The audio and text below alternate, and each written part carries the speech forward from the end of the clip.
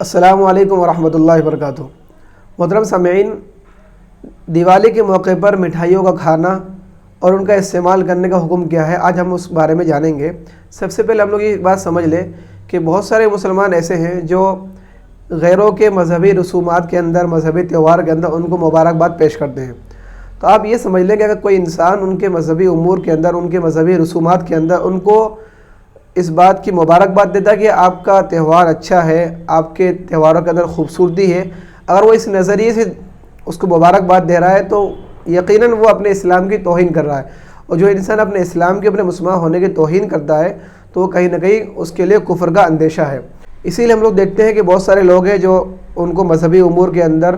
ان کو مبارکباد دیتے ہیں۔ تو سب سے پہلے مسلمان کا شیوا یہ ہونا چاہیے کہ مسلمان ہر طرح سے ان کے ساتھ کمپرومائز کر سکتا ہے، لیکن وہ مذہبی رسومات جو ہمارے اسلام کے اندر اصول کے طور پر مانے جاتے ہیں ان کے اندر ہمیں کسی بھی طرح کمپرومائز نہیں کرنا چاہیے۔ ہمیں ہمارا اسٹینڈ یہ رہنا چاہیے کہ ہمیں آپ کے مذہبی امور کے اندر ہمیں مبارکباد دینے کو ناجائز کہا گیا ہے، اس لیے ہم آپ کو مبارکباد نہیں دیں گے۔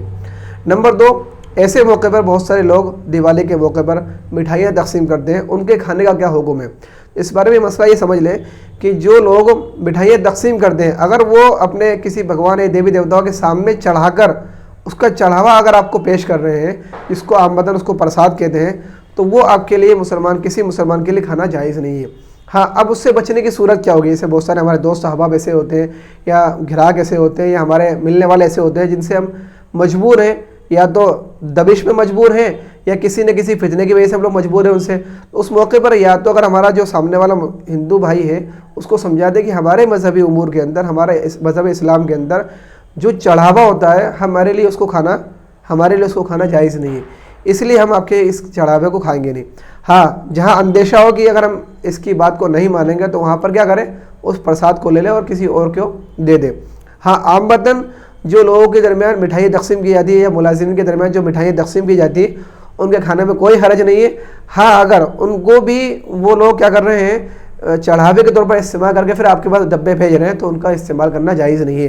لیکن پھر بھی ایسے موقع پر احتیاط برتنا زیادہ بہتر ہے۔ نمبر 3، ایسے موقع پر جو مسلمان ہوتے ہیں ان کے دکانوں کے اندر کچھ ملازمین غیر مسلموں کے بھی ہوتے ہیں، تو ان کے لیے مٹھائیوں کا تقسیم کرنا کیسا ہے؟ تو آپ یہ یاد رکھیں کہ ایسے موقع پر اگر آپ ان کو مٹھائی تقسیم کریں گے تو گویا آپ اپنے عمل سے اس بات کو ظاہر کر رہے ہیں کہ ہم آپ کی خوشی میں شریک ہیں، آپ کے تہوار میں شریک ہیں، اس لیے ایسے عمل سے اپنے آپ کو روکنا چاہیے۔ ہاں، آپ کا جو خوشی کا موقع ہے، عید کا جو موقع ہے یا بقرہ عید کا جو موقع ہے، اس موقع پر آپ اپنے ملازمین کو کچھ نہ کچھ تحفے وغیرہ، گفٹ وغیرہ یا مٹھائی وغیرہ دے سکتے ہیں تاکہ ان کی دلجوئی بھی ہو جائے اور اسلام کا صحیح نظریہ اور صحیح اسٹینڈ ان تک پہنچ جائے۔ اس لیے ہم لوگ تمام لوگ جن کے پاس مٹھائیاں پہنچتی ہیں وہ ان کو کھا سکتے ہیں، اگر چڑھاوے کی نہ ہو۔ اگر